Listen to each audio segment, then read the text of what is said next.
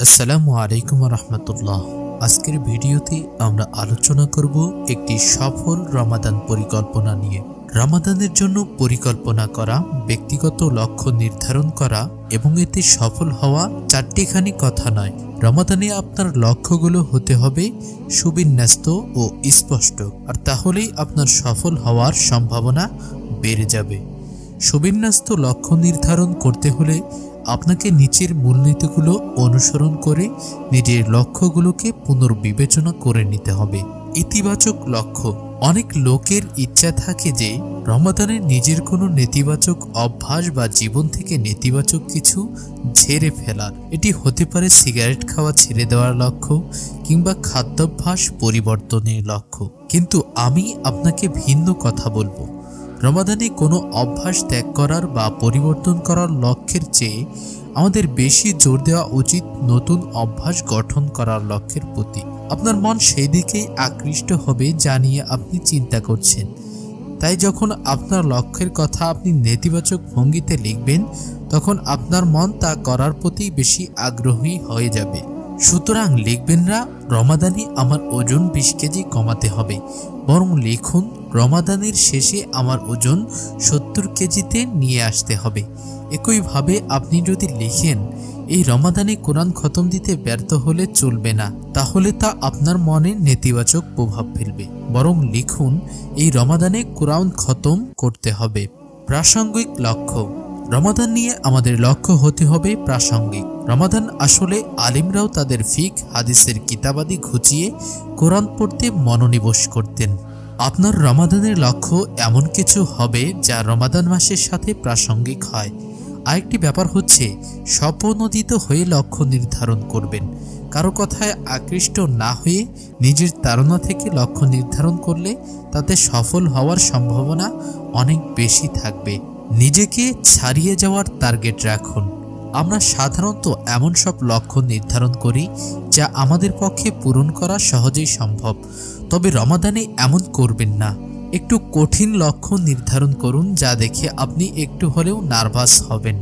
জীবনে আগে কখনো রমাদানের প্রতি রাতে তাহাজ্জুদ পড়েননি, প্রতিদিন ঈশার নামাজের পর সম্পূর্ণ তারাবির নামাজ পড়েননি, আগে কখনো ইতিকাফ করেননি, তাহলে এখনই সময়।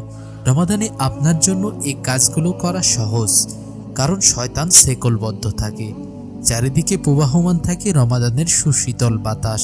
তাছাড়া আমলের ফজিলত তো অনেক বেশি। নবীজি সাল্লাল্লাহু আলাইহি ওয়াসাল্লাম রমাদানের শেষ দশকে নিজের কোমরবন্ধ শক্ত করে বেঁধে নিতেন এবং রমাদানের আগের 20 দিন যে পরিমাণ ইবাদত করতেন, শেষ 10 দিন তার পরিমাণ আরও বাড়িয়ে দিতেন। আমাদেরও এভাবে নিজেকে ছাড়িয়ে যাওয়ার টার্গেট রাখতে হবে। সংখ্যাবাচক লক্ষ্য। মনে করুন রমাদানে আপনি একবার সম্পূর্ণ কোরআন তিলাওয়াত করার লক্ষ্য স্থির করলেন। তাহলে প্রতিদিন 1 জুজ অর্থাৎ প্রায় 20 পাতা তিলাওয়াত করতে হবে। তাহলে আপনি দিনে 10 পাতা আর রাতে 10 পাতা তিলাওয়াত করার লক্ষ্য নির্ধারণ করতে পারেন, অথবা প্রত্যেক ফরজ নামাজের পর 4 পাতা করে পড়তে পারেন। এভাবে সংখ্যাবাচক লক্ষ্য নির্ধারণ করলে তা পূরণ করা সহজতর হবে। রমাদানে আপনার লক্ষ্য অনুযায়ী কতটুকু পূরণ করতে পারছেন তা প্রতিদিন হিসাব নিতে হবে, আত্মপর্যালোচনা করতে হবে। তাহলে আপনি সহজেই বুঝতে পারবেন কোথায় সমস্যা হচ্ছে এবং কোথায় আরও বেশি চেষ্টা চালাতে হবে। ইসলামী পরিভাষায় আত্মপর্যালোচনা করাকে মুহাসাবা বলে। হাসান রহিমাহুল্লাহ বলেন, মুমিন তার নিজের অভিভাবক, সে নিজেই নিজের হিসাব গ্রহণ করে।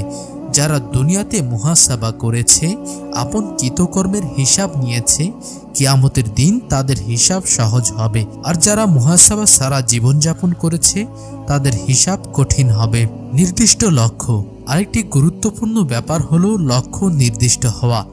যেমন আপনি রমাদানে আপনার চরিত্র সুন্দর করতে চান, তা কিভাবে করবেন, কার সাথে করবেন, চরিত্রের কোন কোন দিকগুলো সুন্দর করবেন, কোন কোন দুর্বলতা কাটিয়ে উঠবেন, এ ধরনের লক্ষ্য নির্দিষ্ট রাখতে হবে। এজেন্ডা। আপনি চাইলেই রমাদানে 100টি লক্ষ্য রাখতে পারেন, কিন্তু আপনার হাতে পর্যাপ্ত সময় না থাকলে তো আপনি তা পূরণ করতে পারবেন না। তাই এদিকেও খেয়াল রাখতে হবে। আপনি প্রতিদিন 20 পাতা কোরআন পড়বেন, ভালো কথা। এখন আপনি হিসাব করুন এক পাতা তিলাওয়াত করতে আপনার কত সময় লাগে। এভাবে পরিকল্পনা করে নিতে হবে যে প্রতিদিন আপনার তিলাওয়াতে কত সময় দিতে হবে। লক্ষ্যগুলো সব লিখে রাখুন। উপরে আপনার সংক্ষিপ্ত দিক নির্দেশনা দেওয়ার চেষ্টা করেছি। এখন আপনি 30 মিনিট সময় ব্যয় করে এই রমাদানে আপনার নিজের জন্য 15টি লক্ষ্য নির্ধারণ করে তা লিখে রাখুন।